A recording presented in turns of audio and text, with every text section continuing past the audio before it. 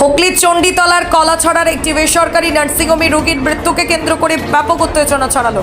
ঘটনাকে ঘিরে নার্সিংহোম চত্বরে বিক্ষোভে শামিল হন মৃতের পরিবারের সদস্য, আত্মীয় স্বজন এবং স্থানীয় বাসিন্দারা। ঘটনার খবর পেয়ে চণ্ডীতলা থানার পুলিশ ঘটনাস্থলে পৌঁছে পরিস্থিতি নিয়ন্ত্রণে আনে। পরিবারের অভিযোগ, গত 3 আগস্ট রাতে জ্বর নিয়ে রোগীকে কলাছড়ার অর্কিড নার্সিংহোমে ভর্তি করা হয়। 7টার সময় আমার কাকা হয় তখন ডায়, আর 7টার সময় এরা বাড়ি থেকে লোক নিয়ে এসে এখানে জ্বর হয়েছিল, মানে ভর্তি করে গেছে। তো ডাক্তার বলেছিল যে সব রিপোর্ট করেছিল, রিপোর্ট করার পর বললো সব রিপোর্ট মানে ভালো আছে, রিপোর্টে কোনো অসুবিধা নেই, রিপোর্ট সব ঠিক আছে। তো কোনো ঠিক আছে। তো রাত থেকে 10টা পর্যন্ত আমরা ছিলাম এখানে। 10টা পর্যন্ত থাকার পর ডাক্তার বললো যে হ্যাঁ কন্ডিশন ঠিক আছে, বেটার আছে, অবস্থা কিছু মানে ঠিক আছে, ঠিক আছে। তো বাড়ির লোককে ফোন করেছে, বাড়ির লোককে ফোন করার পরে হ্যাঁ রিপোর্ট সব ঠিক আছে এবং রোগী ভালো আছে।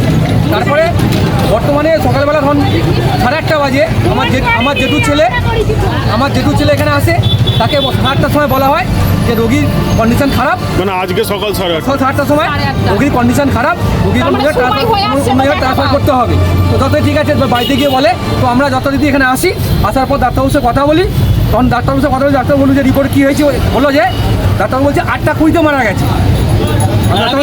ডাক্তার প্রশ্ন করলাম যদি 8টা 20-তে মারা যায় তাহলে আপনি যখন আমার যেটু ছেলে এসছে তাকে বলেছেন যে 8:30টার সময় রোগীর অবস্থা খারাপ, তাকে ট্রান্সফার করতে হবে, এটা কী করে হলো, কেন হলো? তো আমরা সেটা বলার পরে আমরা কাজ করুন, তাহলে রিপোর্টগুলো আমরা দেখান। বলছি রিপোর্ট এখন দেওয়া যাবে না, রিপোর্ট পরে দেওয়া যাবে না, আমাদের রিপোর্ট এখন দেখতেই হবে। গত রাত্রে কাল রাত্রে যে ইসিজি রিপোর্ট হয়েছে সেই রিপোর্ট এখন আমরা পাইনি, আমরা রিপোর্ট চাইছি, দিচ্ছি রিপোর্ট আমরা পাচ্ছি না। বাবাকে যখনই ফোন করছি এখানে তখনই বলছে যে বাবা ভালো আছে, মুড়ি খাইয়েছি, বাবা সুস্থ আছে। সমানে কেন মিথ্যে কথা বললো? এরা মিথ্যে কথাটা কিসের জন্য বলছে? টাকা ইনকাম করার জন্য খালি? সমানে কি টাকা ইনকাম করার জন্য খুলে রেখেছে, ব্যবসা খুলেছে কি? যে মেরেছে, যে ইনজেকশন দিয়েছে আমি তাকে দেখতে চাই। আর কেন সে মিথ্যে কথাটা কেন বারবার বললো? হ্যাঁ, আমার বাবা। আপনার নাম? আমার নাম চুনচুন রায়। তাদের দাবি 4 আগস্ট সকাল প্রায় 8:30 পর্যন্ত হাসপাতাল কর্তৃপক্ষ জানিয়েছিল যে রোগীর শারীরিক অবস্থা স্থিতিশীল এবং তিনি ভালো আছেন। কিন্তু এর মাত্র কয়েক মিনিট পর সকাল প্রায় 8:40 হাসপাতাল থেকে ফোন করে জানানো হয় রোগীর ম্যাসিভ হার্ট অ্যাটাকে মৃত্যু হয়েছে।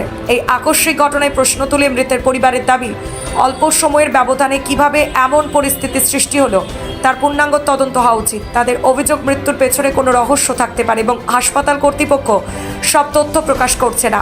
এই দাবিকে সামনে রেখে দীর্ঘক্ষণ নার্সিংহোমের সামনে বিক্ষোভ চলে। অন্যদিকে হাসপাতাল কর্তৃপক্ষ সাংবাদিক সম্মেলন করে সমস্ত অভিযোগ অস্বীকার করেছে।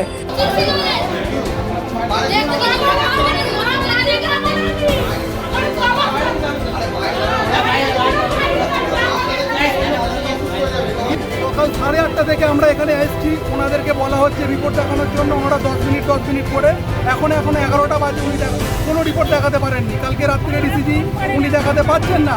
ওনার আজকে সকাল হচ্ছে আপনার রিপোর্ট দেখাচ্ছেন, সেই রিপোর্টে দেখা যাচ্ছে যে হ্যান্ড রাইটিং, কোন রিপোর্টে হ্যান্ড রাইটিং থাকে এবং তার ডবল মার্কিং। আমরা এগুলো নিয়ে ওনাদের কাছে জানতে চাইলে ওনারা আমাদের ওপর আক্রমণ করে, ওনারা আমাদের ওপর ব্লেম দেয়, আমাদের ছেলেদেরকে মারধর করেন, ওনাদের নেওয়া। এগুলো কেন চলছে? দিনের পর দিন এখানে মারধর করেছে, আমাদের রীতিমতো আমাদের মারধর করেছে নার্সিং কর্তৃপক্ষ। একজন লেডিস এসে, নার্স এসে ওনাকে, আমরা ভেতরে যখন ওনার রকম অসভ্যগুলো আচরণ ওনারা করেই চলেছে। ওনারা কোনো পার্মানেন্ট সলিউশন দিচ্ছেন না। ডাক্তার এসে বলছেন কালকে রিপোর্ট ভালো ছিল, কালকে সব নেগেটিভ, আজকে সকালবেলা ওনার 10 মিনিটে হার্ট ব্লকেজ হয়ে গেছে। 8টা 20-তে পেশেন্ট পার্টিকে বলছে পেশেন্ট ভালো আছে, 8:30টার সময় সেই ডাক্তার বলছে যে আপনার এক্সপায়ার করে গেছে। যে দেখতে চাইছে তাকে দেখতে দিচ্ছে। এটা কীরকম ধরনের বিচার? তাদের বক্তব্য, রোগীর হঠাৎ ম্যাসিভ হার্ট অ্যাটাক হয় এবং দ্রুত শারীরিক অবস্থার অবনতি ঘটে। চিকিৎসকরা যথাসাধ্য চেষ্টা করলেও তাকে বাঁচানো সম্ভব হয়নি। হাসপাতালের দাবি চিকিৎসায় কোনো গাফিলতি হয়নি এবং অভিযোগগুলি ভিত্তিহীন। পরিবারের দাবি, পরিপ্রেক্ষিতে প্রশাসনের অনুমতি নিয়ে মৃতদেহের ময়না তদন্তের ব্যবস্থা করা হয়েছে। সেই রিপোর্ট সামনে এলে মৃত্যুর প্রকৃত কারণ আরও স্পষ্ট হবে বলে মনে করা হচ্ছে। ঘটনার তদন্তে পুলিশ নেমেছে। এখন সকলের নজর ময়না তদন্তের রিপোর্ট এবং তদন্তের অগ্রগতির দিকে। হ্যাঁ, যে কোনো মৃত্যুই দুঃখজনক। কোনো কেউ মারা গেলে আমরা সবসময় দুঃখ প্রকাশ করি এবং যিনি মারা গেছেন তো কিছু জিনিস জেনে রাখা উচিত। সেটা হচ্ছে যে রুগীটি ভর্তি হয়েছিল একজন চণ্ডীতলার বাসিন্দা, তার 59 বছর বয়স, বুকে ব্যথা, শ্বাসকষ্ট, জ্বর এই নিয়ে ভর্তি হয়েছিল। সেটা যা সময় দেখা যাচ্ছে তাতে এটা 3 তারিখে সন্ধ্যেবেলা 7টা পরে ভর্তি হয় রুগী।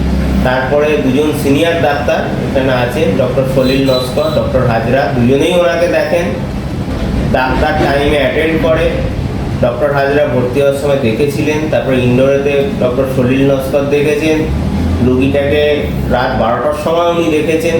রুগী বুকে ব্যথা ছিল এবং রুগী কিন্তু ভর্তি থেকেই খুব ভালো ছিল না, রুগী আইসিইউতে ভর্তি ছিল এবং রুগী কিন্তু একটা হার্টের সমস্যা কিছু কিছু ইসিজিতেও ছিল। আমরা সেটা কার্ডিওলজিস্টকে কলও দিয়েছিলাম, কিন্তু দুর্ভাগ্য ঘটনায় সেটা সময় পাওয়া যায়নি। পরের দিন সকালবেলায় একটা ম্যাসিভ সম্ভবত কার্ডিয়াক অ্যারেস্ট হয় হঠাৎ করেই, এবং যদিও তার ভর্তির সময় ট্রপটি বলে যে এনজাইমটা কার্ডিয়াক হার্ট অ্যাটাকের মার্কা সেটা নেগেটিভ ছিল। তো এরপরে যখন এই ঘটনাটা ঘটে দুঃখজনক, বাড়ির লোক আসেন, তারা কারণটা জানতে চান। তো সঠিক কারণ তো বলা যাবে না এবং তারা একটা পোস্টমর্টমের দাবি করে। তো আমরাও হাসপাতালের তরফ থেকে সেই দাবি মেনে নিই এবং সঙ্গে সঙ্গে বডিকে আমরা পোস্টমর্টমের ইনকোয়েস্ট করে পাঠিয়ে দিই থানাতে। থানা থেকে সেটা পরে ইনকোয়েস্টটা ফরওয়ার্ড হয় আমাদের। তো এবং মানবিকতার খাতিরে আমরা কিন্তু তার থেকে এই যে সারা রাত ভর্তি ছিলেন, যা যা ট্রিটমেন্ট পেয়েছে, এর কোনো বিলও আমরা লেভি করিনি। সেটাও অবধি আমরা কিন্তু তাদের পাশে আছি এবং তার জন্য আমরা এই যে তাদের বিয়োগ ঘটেছে, যে কোনো মৃত্যুই দুঃখজনক, সেটা আমরা মেনে নিয়েছি। কিন্তু কিছু প্রশ্ন এখানে থেকে যায় আমাদের তরফ থেকে। বাড়ির লোকের সাথে একদল মগ এবং কিছু কিছু স্থানীয় পরিচিত মুখ, যদিও আমি কারোর নাম নিচ্ছি না, অনেকেই এলাকার পরিচিত মুখ, তারা এসছে। পরে আমিও জানতে পারলাম, আমি এক্স্যাক্ট সেই সময় ছিলাম না, পরে আমি দেখলাম সিসিটিভি ফুটেজে যে তারা কিন্তু এসে রীতিমতন হাসপাতালের যে পবিত্রতা তাকে নষ্ট করেছে। আমাদের যিনি ম্যানেজার ছিল তাকে মারধর করেছে, সিসিটিভিতে দেখা যাচ্ছে। আমাদের যিনি আয়া দিদি ছিল, যার শুশ্রূষা করেছেন রুগীটা, তাকে মারধর করেছে। এখন দেখুন, কাউকে মারধর করলে সে তো আত্মরক্ষা করবেই। সেই জন্য বাড়ির লোক যে অভিযোগটা করছে সংবাদ মাধ্যমে দেখলাম, সেটা সম্পূর্ণ মিথ্যে। এবং ওনারা যেটা এসে করেছেন এটা কিন্তু আমরা কখনোই বরদাস্ত করব না। এটা আইন নিজের হাতে তুলে নেওয়া, এই জিনিসটার আমি তীব্রভাবে প্রতিবাদ জানাচ্ছি। রুগী মারা গেলে যেমন দুঃখ প্রকাশ করছি, এই যে আইন নিজের হাতে যারা যারা তুলে নিয়েছে, এটার কিন্তু আমরা আইনানুগ পদক্ষেপ নেব এবং এটা নিয়ে আমরা আলোচনাও করেছি। চণ্ডীতলা থানার বড়বাবু সিআই সাহেব ছিলেন, ওনারাও ঘটনাটা জানেন, ওনারাও ব্যাপারটা নিয়ে তদন্ত করছেন। আমরাও অপেক্ষা করে আছি পোস্টমর্টম রিপোর্ট আসুক, তারপরে সেটা কারণটা জানা যাবে। কিন্তু এই যে অভব্য আচরণ, যেটা মানে হাসপাতালের যারা চিকিৎসক তখন কর্মরত ছিলেন ডক্টর সলিল নস্কর, তার সঙ্গে যে অকথ্য ভাষায় আচরণ করা হয়েছে, এটা কোনো সামাজিক ভাষা হতে পারে। একটা 3টে রুগী মরিবাউন্ড যারা আইসিইউতে ভর্তি ছিল, তাদের চিকিৎসা বন্ধ করে দেয়, ব্যাহত হয়ে যায় এবং তার জন্য তাদেরকে অন্যত্র রেফার হয়ে যেতে হয়, ডিওআরবি যেটাকে বলে, আমাদের বাধ্য হয়ে করতে হয়। তো এগুলো তো কাম্য নয়, এটা তো আইন শৃঙ্খলার অবনতি। আমারও প্রায় 2003 সাল থেকে 26 সাল, 23 বছর হলো। ওনারা আরও সিনিয়র, ওনাদের প্রায় 40 বছর করে ডাক্তারির অভিজ্ঞতা।